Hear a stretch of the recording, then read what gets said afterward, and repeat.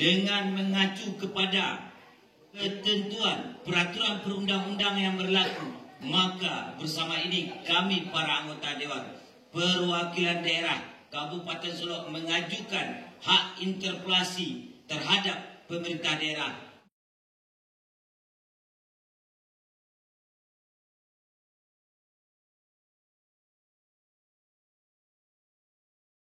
Gimana tentang saya? Jadi kalau tadi ada Pak Asdi Apis dorong Pak Charles Kambra, ya karena surat bukti-bukti itu sudah lengkap, upaya hukum itu sudah lengkap dan dimenangkan, kenapa tidak ini menjadi pembicaraan juga kita juga dan termasuk dalam pengusulan orang-orang yang mesti dikembalikan kepada jabatannya. Terima kasih.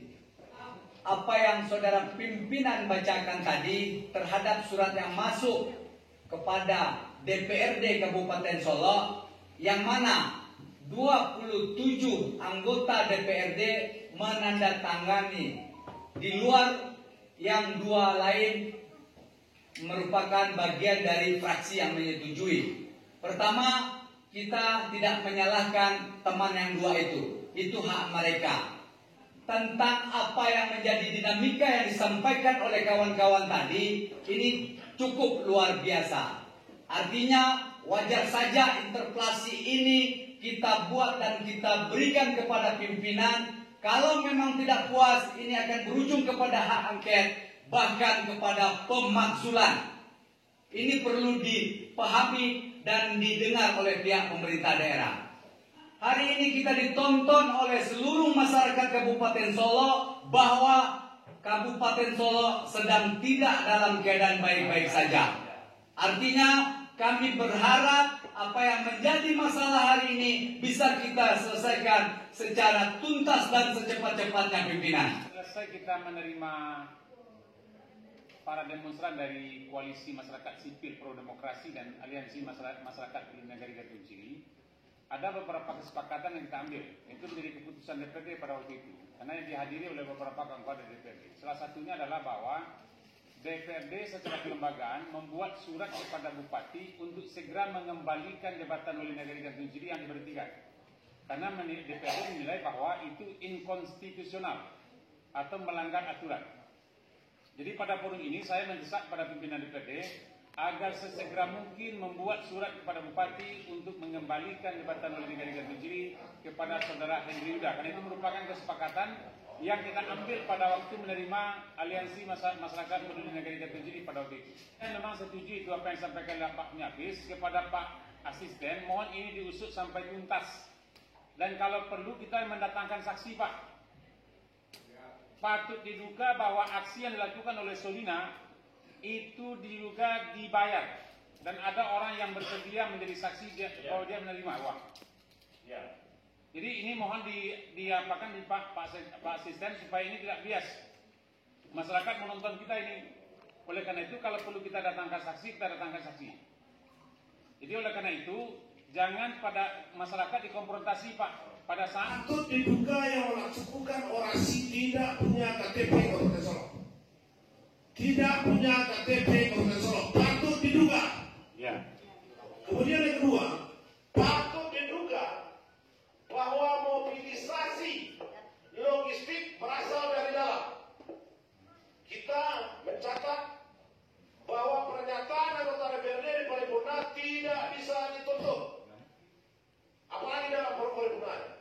Tetapi patut diduga bahwa aksi ini ditunggangi. Nah, logistik berasal dari dugaan kami. Ada 3 dinas. Yang pertama BPMN, kemudian yang kedua Dinas Kesehatan, kemudian yang ketiga BKD. Saya berharap melalui Pak Asisten ini betul-betul diusut. Kalau tidak kita buka secara terang-benderang bahwa aksi demo ini ada diduga dilakukan oleh seseorang untuk menandingi aksi yang dilakukan oleh Koalisi Masyarakat Sipil. Kemudian yang kedua, saya berharap tolong ditelusuri Pak Asisten soal logistik yang dikirim dari dalam. Yang tidak menandatangani surat interpelasi ini ada 2 orang. Pertama, Nosa Eka Nanda dari fraksi PKS tidak menandatangani surat interpelasi. Yang kedua, Saudara Septrismen tidak menandatangani surat interpelasi ini. Terima kasih. Tadi sudah sampaikan 7 fraksi yang punya interpelasi terhadap pemerintah daerah. Yang mana 7 fraksi itu anggotanya 29 orang. Ada 2 orang tidak ada tangan. Kalau nggak melanggar undang-undang, saya minta tolong sampaikan siapa yang 2 orang tidak ada tangan. Biar terang tidak di depan masyarakat Kabupaten Solok. Terima kasih pimpinan. Dalam tahapan interpelasi ini ada 5 kali paripurna. Agar rapat ini tidak dibongkar lagi di Bamus, mesti ada keputusan bahwa paripurna DPRD kali ini memerintahkan kepada para musyawarah untuk mengagendakan interpelasi selama 5 hari. Jadi tidak harus berturut-turut, karena di sana nanti ada pada umum fraksi, ada hal-hal lainnya. Yang jelas bahwa ada 5 hari proses paripurna untuk interpelasi ini. Saya kira itu harus menjadi sebuah keputusan pada saat paripurna ini, sehingga memang tidak ada lagi bongkar-membongkar nanti di badan musyawarah. Terima kasih, saya kembalikan.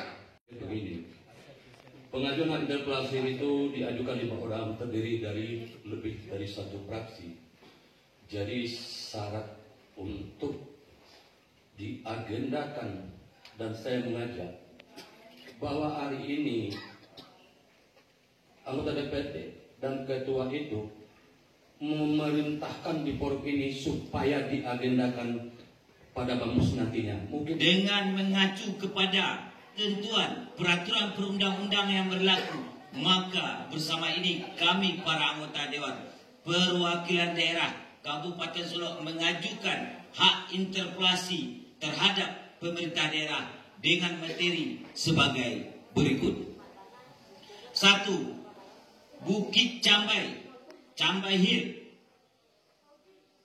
A. Dugaan penghapusan aset daerah. B. Dugaan dampak lingkungan. C. Proses legalitas lahan di luar prosedural. D. Lainnya.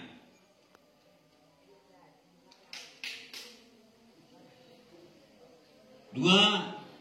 Duga mobilisasi ASN, pemerintah nagari dan penerima bantuan APBD. 3. Pemberhentian sementara wali nagari yang diduga inkonstitusional. Untuk itu kami meminta kepada Ketua Dewan Perwakilan Rakyat Daerah Kabupaten Solok untuk melakukan proses atas usul interpelasi dengan merujuk kepada ketentuan peraturan yang berlaku. Demikianlah usulan ini kami sampaikan atas perhatian dan tindak lanjut kami ucapkan terima kasih.